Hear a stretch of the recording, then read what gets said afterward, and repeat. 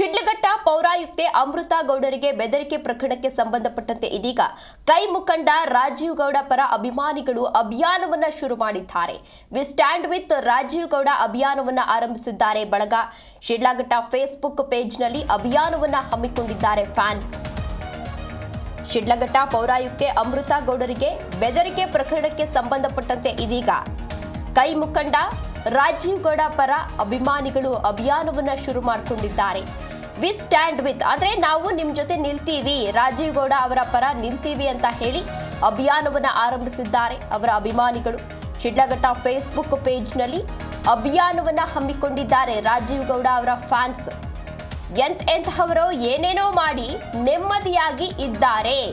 ಸಾಯಿಸ್ತೀನಿ ಅಂದವರು, ಹೊಡೆದವರು, ಕಿರುಕುಳವನ್ನ ಕೊಟ್ಟವರು ಎಲ್ಲರೂ ಕೂಡ ನೆಮ್ಮದಿಯಾಗಿ ಇದ್ದವರೇ. ನೀವು ಸಿಟ್ಟಲ್ಲಿ ಮಾತನಾಡಿದ್ದೀರಿ, ಅದಕ್ಕೆ ನೀವೀಗಾಗಲೇ ಕ್ಷಮೆಯನ್ನ ಕೂಡ ಕೇಳಿದ್ದೀರಿ. ನಿಮ್ಮ ಜೊತೆಯಲ್ಲಿ ನಾವು ಯಾವಾಗಲೂ ಕೂಡ ಇರ್ತೀವಿ. ಕೆಲವರು ರಾಜಕೀಯ ತೇವಲಿಗೆ ಸುಖ ಸುಮ್ಮನೆ ಅಪಪ್ರಚಾರವನ್ನ ಮಾಡ್ತಾ ಇದ್ದಾರೆ. ಕ್ಷೇತ್ರದ ಜನತೆ ಮತ್ತು ಭಗವಂತ ನಿಮಗೆ ಶ್ರೀರಕ್ಷಿಯಾಗಿ ಇರೋದು. ನಿಷ್ಠೆಗೆ, ಪ್ರಾಮಾಣಿಕತೆಗೆ, ನಿಯತ್ತಿಗೆ ಮತ್ತೊಂದು ಹೆಸರೇ ರಾಜೀವ್ ಗೌಡ, ಅಂದ್ರೆ ನಿಮ್ಮ ಹೆಸರು. ಈ ರೀತಿಯಾಗಿ ರಾಜೀವ್ ಗೌಡ ಪರ ಅಭಿಮಾನಿಗಳು ಇದೀಗ ಅಭಿಯಾನವನ್ನ ಶುರು ಮಾಡಿಕೊಂಡಿದ್ದಾರೆ. ದರ್ಪದಿಂದ ಮಾತನಾಡಿರೋ ರಾಜೀವ್ ಗೌಡ ಬಗ್ಗೆ ಸಮರ್ಥನೆಯನ್ನ ಕೊಟ್ಕೊಂಡಿದ್ದಾರೆ ಅವರ ಅಭಿಮಾನಿಗಳು. ಚಿಕ್ಕಬಳ್ಳಾಪುರದ ಶಿಡ್ಲಘಟ್ಟ ನಗರದಲ್ಲಿ ಅಭಿಮಾನಿಗಳು ಒಂದು ಪೋಸ್ಟ್ ಅನ್ನ ಹಾಕಿದ್ದಾರೆ. ದೃಶ್ಯಾವಳಿಗಳಲ್ಲಿ ನೀವು ಕೂಡ ಇದೀಗ ಗಮನಿಸ್ತಾ ಇರಬಹುದು. ಸೋಷಿಯಲ್ ಮೀಡಿಯಾದಲ್ಲಿ ಒಂದು ಪೋಸ್ಟ್ ಹಾಕುವ ಮುಖಾಂತರ ರಾಜೀವ್ ಗೌಡ ಅವರ ಪರ ಅಂದ್ರೆ ಅವರ ಬೆನ್ನಿಗೆ ನಾವು ಯಾವಾಗಲೂ ಕೂಡ ನಿಂತಿರ್ತೀವಿ ಅಂತ ಹೇಳಿ ಬೆಂಬಲವನ್ನು ವ್ಯಕ್ತಪಡಿಸಿದ್ದಾರೆ. ಇತ್ತೀಚೆಗೆ ಒಂದು ಆಡಿಯೋ ಕೂಡ ವೈರಲ್ ಆಗಿತ್ತು. ರಾಜೀವ್ ಗೌಡ ಅವರು ಒಬ್ಬ ಪೌರಾಯುಕ್ತೆಯ ಜೊತೆ ಮಾತನಾಡಿರುವಂತಹ ಆಡಿಯೋ ವೈರಲ್ ಆಗಿತ್ತು. ಬ್ಯಾನರ್ ವಿಚಾರಕ್ಕೆ ಸಂಬಂಧಪಟ್ಟಂತೆ ಬ್ಯಾನರ್ ಅನ್ನ ಯಾಕೆ ತೆಗೆಸಿದ್ರಿ ಅಂತ ಹೇಳಿ ರಾಜೀವ್ ಗೌಡ ಅವರು ಸಾಕಷ್ಟು ಆಕ್ರೋಶವನ್ನ ವ್ಯಕ್ತಪಡಿಸಿ ಕೆಲವೊಂದಷ್ಟು ವಿಚಾರವನ್ನ ಪ್ರಸ್ತಾಪ ಮಾಡಿದ್ರು. ಜೊತೆಗೆ ಬೆದರಿಕೆಯನ್ನ ಕೂಡ ಹಾಕಿದ್ರು. ಬ್ಯಾನರ್ ಅನ್ನ ಸುಟ್ಟು ಹಾಕ್ತೀನಿ ಅಂತ ಹೇಳಿದ್ರು. ಆದ್ರೆ ಬ್ಯಾನರ್ ಹೇಳಿದ್ರು ಇಲ್ಲ ಬೇರೆ ವಿಚಾರ ಹೇಳಿದ್ರೋ ಗೊತ್ತಿಲ್ಲ. ಸುಟ್ಟು ಹಾಕ್ತೀನಿ ಅಂತ ಹೇಳಿದ್ರು. ಕೆಲವೊಂದಷ್ಟು ಅವಾಚ್ಯ ಶಬ್ದಗಳನ್ನ ಕೂಡ ಬಳಸಿದ್ರು, ನಿಂದನೆಯನ್ನ ಕೂಡ ಮಾಡಿದ್ರು.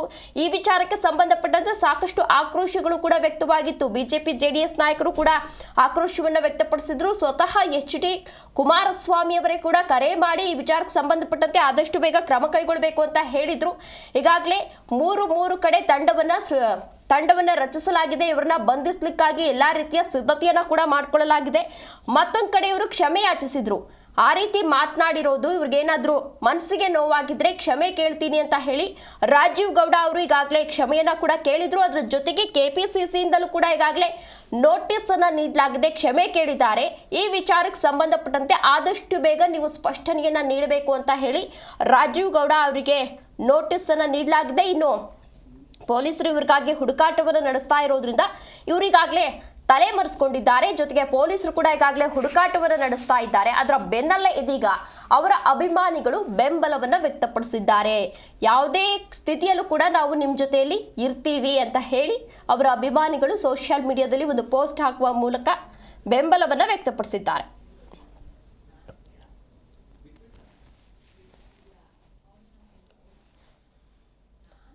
ಇದೇ ವಿಚಾರಕ್ಕೆ ಸಂಬಂಧಪಟ್ಟಂತೆ ಹೆಚ್ಚಿನ ಡೀಟೇಲ್ಸ್ ಅನ್ನು ನೀಡಲಿದ್ದಾರೆ ನಮ್ಮ ಪ್ರತಿನಿಧಿ ರಾಜೇಶ್. ರಾಜೇಶ್, ಇದೀಗ ಪೊಲೀಸರು ರಾಜೀವ್ ಗೌಡಗಾಗಿ ಹುಡುಕಾಟವನ್ನು ನಡೆಸ್ತಾ ಇದ್ದಾರೆ. ಮತ್ತೊಂದು ಕಡೆ ಇದೀಗ ಅವರ ಅಭಿಮಾನಿಗಳು ಒಂದು ಅಭಿಯಾನವನ್ನು ಶುರು ಮಾಡ್ಕೊಂಡಿದ್ದಾರೆ. ಏನಂತ ಅಭಿಯಾನ ಶುರು ಮಾಡ್ಕೊಂಡಿದ್ದಾರೆ?